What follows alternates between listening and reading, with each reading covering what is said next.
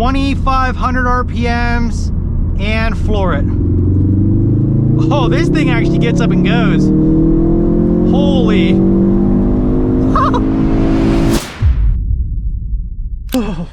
What is this weather? It is so cold out, but here is a true cold start of the Focus RS. Yeah, nothing special. We're still rocking the stock exhaust, but if we put it into sport mode, ignore that. If we put it into sport mode, it does become a little bit louder because it opens up the exhaust flap while we wait for, oh, not the Ford alarm. Now the radio. Now it's starting to snow. While we wait for this car to warm up, let's talk about what we just installed on the car. We did swap out the wastegate boost actuator after doing some pressure tests on the stock actuator. Bring my dad down here to help me pressure test this. I knew since your first report card you couldn't do this yourself.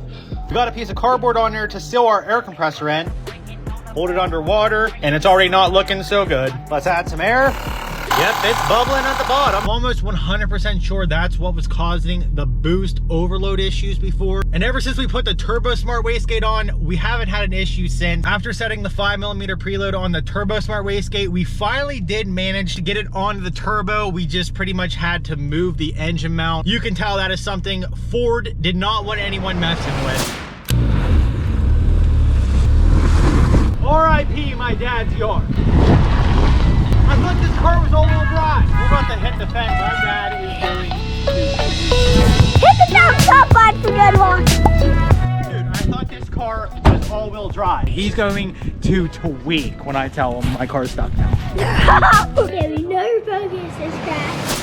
The Focus RS is back in the garage, but this time it's for something good. We got a boatload of parts over there. Huge shout out to Adam over there at TunePlus. So it's for the mods right now. Let's not show that thing right now. We got an AEM air filter we're installing. We got a Cobb access port. This little unit right here is not cheap at all. I believe it's around $725 for the RS. It's very important to have this because it's an access port. It accesses all the computers in the car. Some new Iridium spark plug.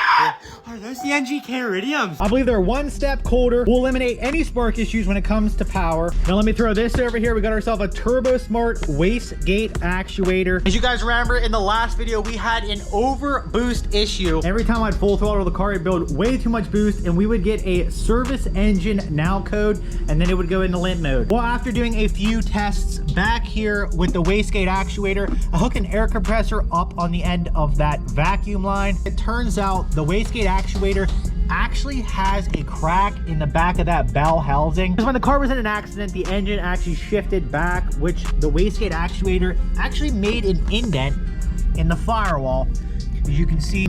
So I'm almost 99% sure that is what's causing our overboost code. Yep, right here, turbo/supercharger A overboost. The wastegate actuator arm is just not moving, which isn't regulating the turbo pressure. Here's our new one from Turbo Smart. It's 2 bolts up here, and then you add the end in and set the preloads and 1 circlip on the end, but apparently that circlip is a pain to get to. Oh, the things you have to do to remove the wastegate actuator on a Focus RS. Well, it's good to see I'm not the only one here. This guy said I spent 3 hours trying to get that T30 bolt off. Oh, I feel you, bud. This T30 bolt is for the heat shield. I never actually did get mine out. This dude, I slept on it. I might do a second attempt today before calling it a day and assembling everything back on. And this guy, I couldn't get the T30 or whatever size that torque from the bottom is. Now let me walk you through what I actually had to do to swap out the stock one for a Turbo Smart one. This might sound a little extreme, but considering I couldn't get the heat shield off, I had to free up some room to work. I actually unbolted the engine mount and winched my engine forward. It actually freed up like an inch or two more room, so I was able to get the clip off. Here's the trick to get the new one installed. Just pump it up to extend the arm, and then you're able to put the clip on.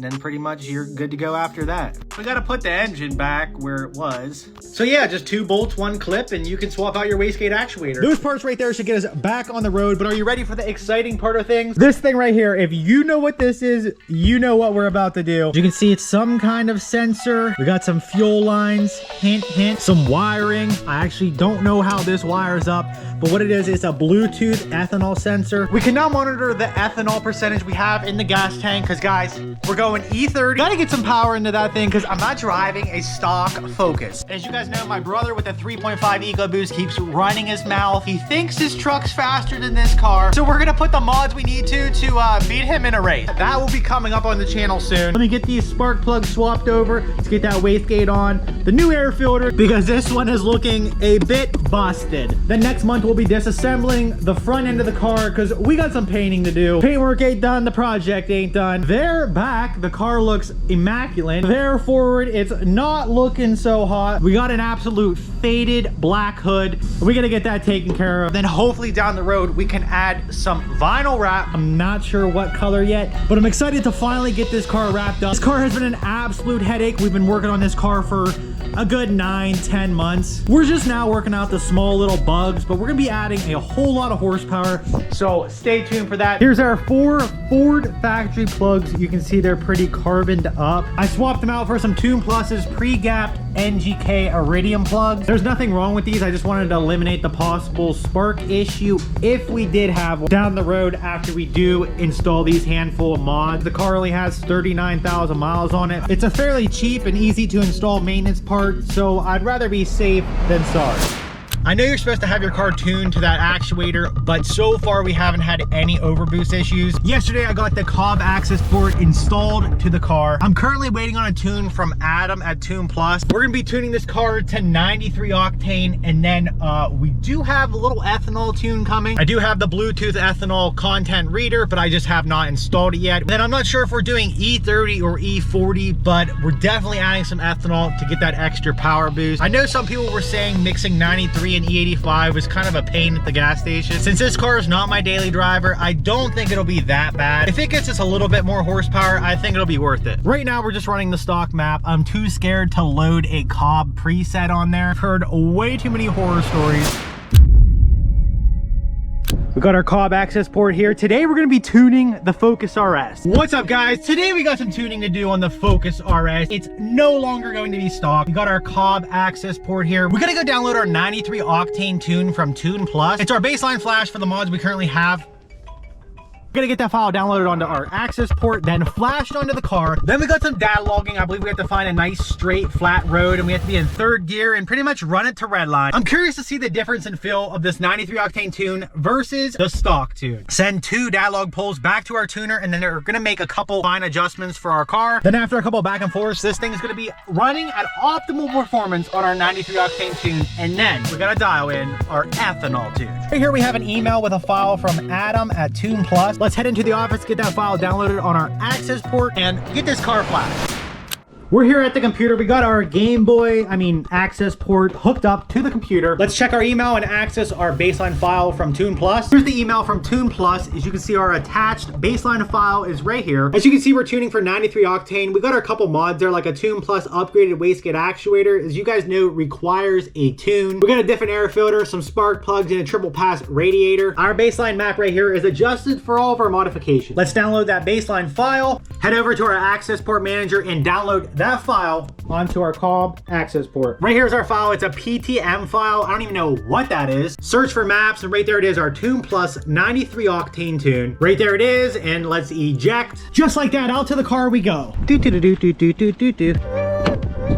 It got cold out here, but we're back out in the Focus RS. We're gonna flash the file we downloaded on our access port to the car. We'll scroll down to see if we can find that TunePlus. These ones right here are the Cobb preset tunes. I don't know, I don't really recommend them. I've heard some horror stories. Technically, there isn't a set file for every car. I mean, people have different modifications on. There's different temperatures, different elevations. Just reach out to a tuner that is experienced with the platform you're tuning. For me, I'm working with TunePlus. They have quite a bit of experience with the EcoBoost platform. So hopefully we can get this Focus RS tuned into a monster. Back to the access port, we find our TunePlus 93 octane file we just downloaded on this, and let's get this file flashed onto the car. And here goes nothing. We're now installing horsepower. It's freaking out now. The car is officially flashed with a 93 octane tune from TunePlus. Let's shut this down for 10 seconds. Well, let's see if it starts.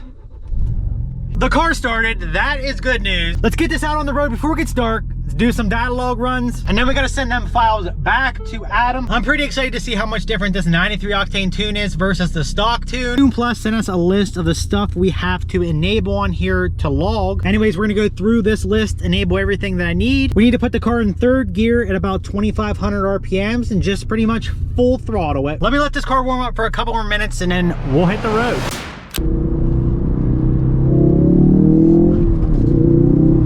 Oh, that's a pretty big difference. We're here on a nice open highway, 2,500 RPMs. Let's let this car pass. Data log.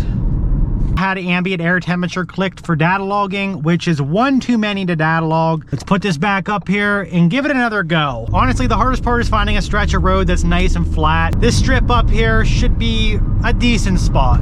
I believe we're supposed to do this in normal mode, traction control off, put it in third gear. No cars behind us, so we're good to go. We're data logging. Give it a second. 2,500 RPMs. And floor it. Oh, this thing actually gets up and goes. Holy. And just like that, that is a data log test. She kind of ripped, not gonna lie. We'll get off the exit, we'll turn back around and do it again. Not gonna lie, that was pretty impressive. That definitely added a good bit of power. I cannot wait till we start tuning to ethanol. Let's do another data log test. Two cars over there coming, let them pass, and then we'll just rip here. For data logging,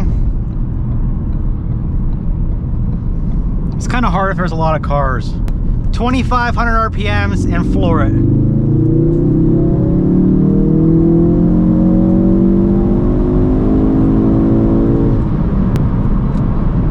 Just like that, that car was probably like, we're trying to race. And then we'll end our log. We gotta go get some gas. Our gas light's on. We gotta go get some gas, fill up with some 93, and then we'll probably be doing the same thing tomorrow. I guess that's as close as we can get to like a dyno run, because technically you're on flat road and it's logging the computer. The same thing is pretty much what a dyno does. Anyways, we're gonna get some 93 octane, fill up, and maybe do one more run. Let's take us into the house, load our data logs onto the computer, and send them out. That was an experience. I mean, for the data logging, that was pretty cut and dry. But as far as finding a nice, flat, straight road where no one else is, that all sounds easy until you live in Pennsylvania, considering I live directly on a mountain. So I found 3 different spots on the highway. Every time I would go to data log, someone would be behind me coming up like 80 some mile an hour, and technically third gear at 2,500 RPMs is like give or take 30 some mile an hour. I probably would have been better off doing this at midnight, but I was trying to get some camera footage too. I had to do this quite a few times because cars just kept getting in my way. Anyways, after doing all that work, let's hope our data log saves. We're here at the computer. This is the access port manager. The same program we used to download the file onto our access port. I was reading that they're in order, so the last number is actually your last poll. And I knew my last poll was good, and then the one before, that's hard to explain. But so if the highest number is 10, my 10 and 8 was good. It's going to ensure that my car is handling the tune well and that it's running at tip-top performance. What's up guys, it's the next day. I sent out the 2 data logs to TunePlus and he responded, Caleb, preload looked good in the video, but boost was a little soft on the base map. Double check your charge pipes just to make sure all the clamps are tight, no tears or holes, and then flash a new tune and give it a rip. And attached is another tune file. We have the tune file here. I just installed the tune file onto the Cobb access port. Now let's go flash the Focus RS and see how it runs now. Lo and behold, guess what I found? A 1/2-inch tear on the top side of my charge pipe. Good thing I'm working with an experienced tuner that knows how to read the data logs, because honestly, I don't think I would have ever found this. It was still building boost pressure, just not quite enough. I can tell exactly what happened to it during the accident when the front end got pushed in. This piece got crushed between the radiator brace and the engine block, which put a little slice in it, but luckily it was so close to the end. Sawed the end of it off. There was enough play. I was able to put it right back on the car. I then did some data logging, and then we sent it out to the tuner again, flashed the revisions, and here we are about to give it another run.